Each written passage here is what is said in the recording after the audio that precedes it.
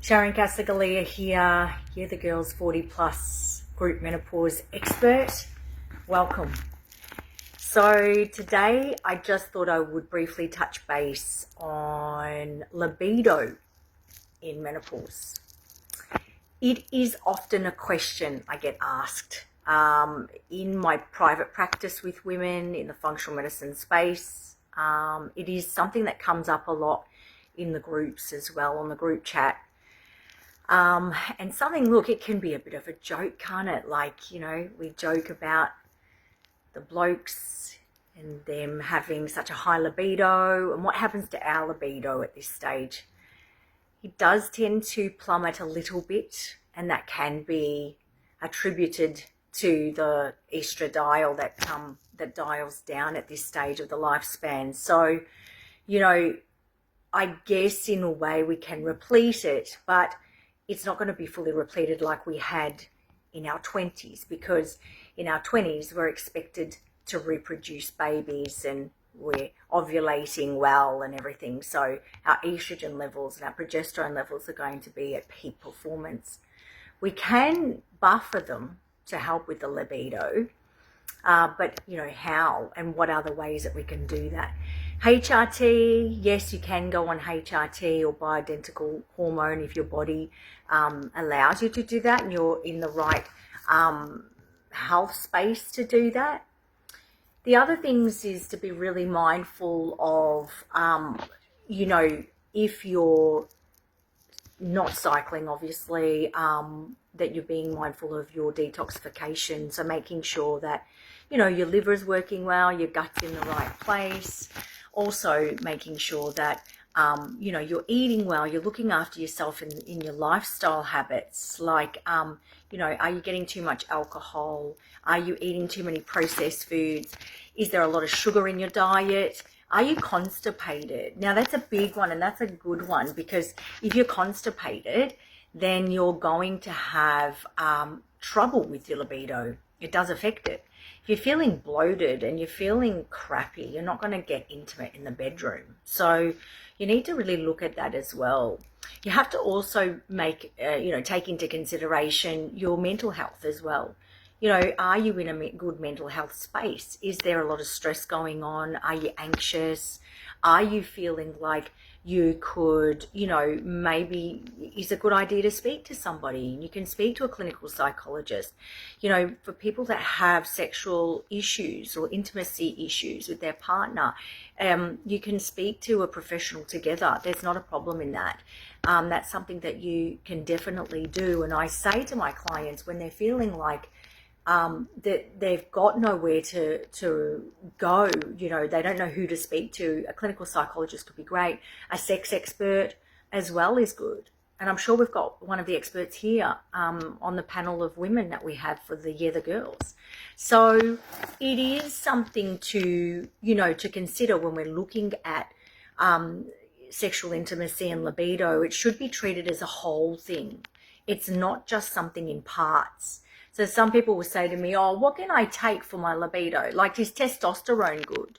Yeah, it is. And it might give you the libido of a, you know, a 15-year-old kid. But, you know, it's also, you know, not going to be great for your hormone profile. It's not going to be great for your, you know, your health for your insulin resistance maybe.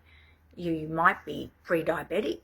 Then that's not going to be great. That's going to be dangerous for you. So you really need to look at where your body's at. So speaking to someone, either in, you know, the functional medicine space or a practitioner that can look at you holistically and read your pathology, get your lab works done and see whether you're a good candidate for it. Because HRT and other hormones can be dangerous. DHEA is another one. So you need to make sure your body's in prime condition and that you're doing all the things, your body processes are working well.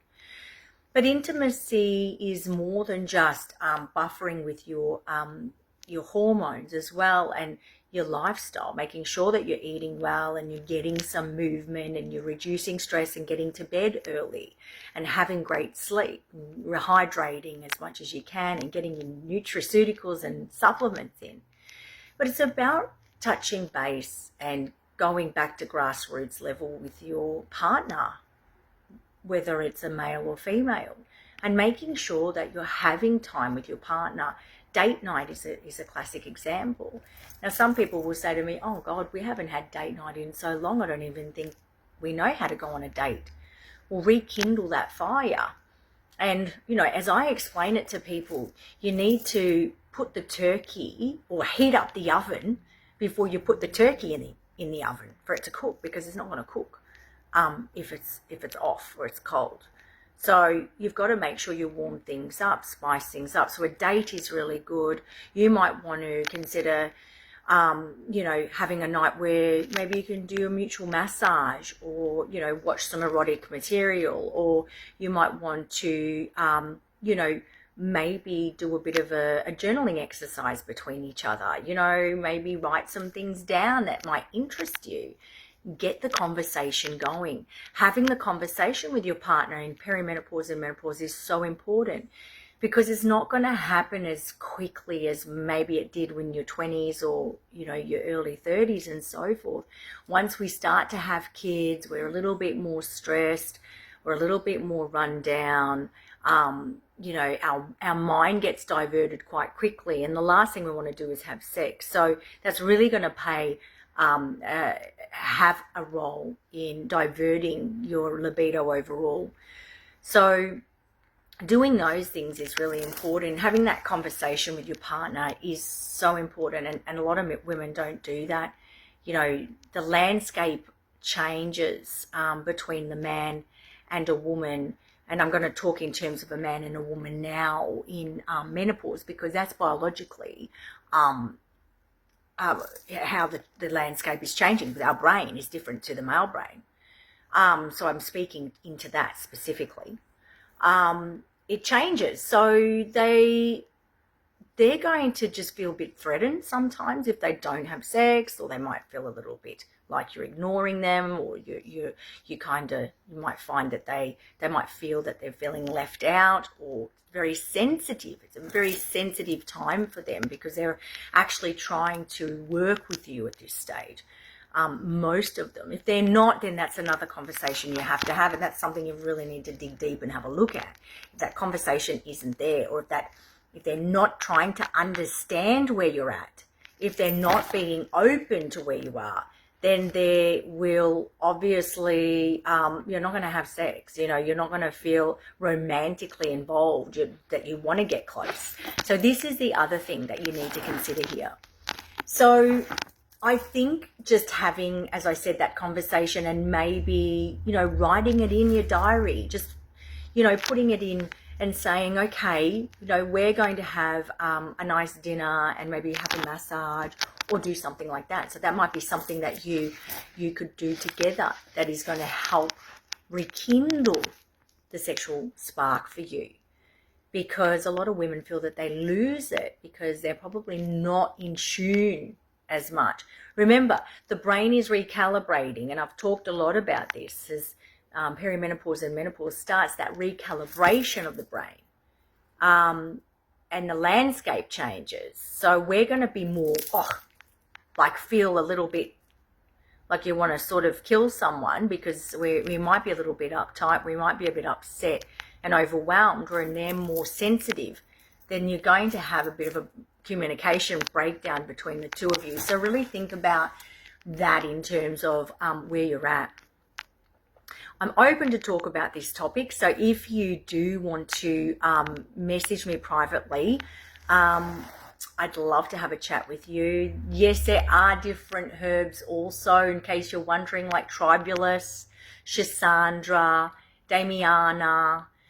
They're all great for picking up libido. Maca, which is the maca root, is very good as well. Just helps to increase some of the hormones that are involved in senses and sexual response. The other question I get from people too is the inability to orgasm during perimenopause and menopause. So this is something that women go through if they've had hysterectomy or partial hysterectomy. It can also happen at the peak time of that menopause transition, and that is often due to lack of lubrication, and it might be just, you know, due to you know, UTIs that can present themselves at this stage as well. If that's something that you're dealing with, I'd love to hear from you, because I can help you with that. But sometimes a little bit of lubricant can help. Natural forms like almond oil are great. There's some really good, safe ones out there. Be mindful of what you're using chemical-wise, what you're putting in, because all of that increases toxic burden on you as well, and you don't want to increase chemical burden. Anyway, I have reached my time, and if you have any questions, please feel free to ask. And as I said, I work in the functional medicine space, so I look under the hood to see what's going on. Sometimes if it is just libido, or you're thinking, oh, it's just my libido, there could be something else happening there. So you would look at the root cause of what's going on. And I always suggest that's the best thing to do. Have the best weekend. Take care, and I'll talk to you soon.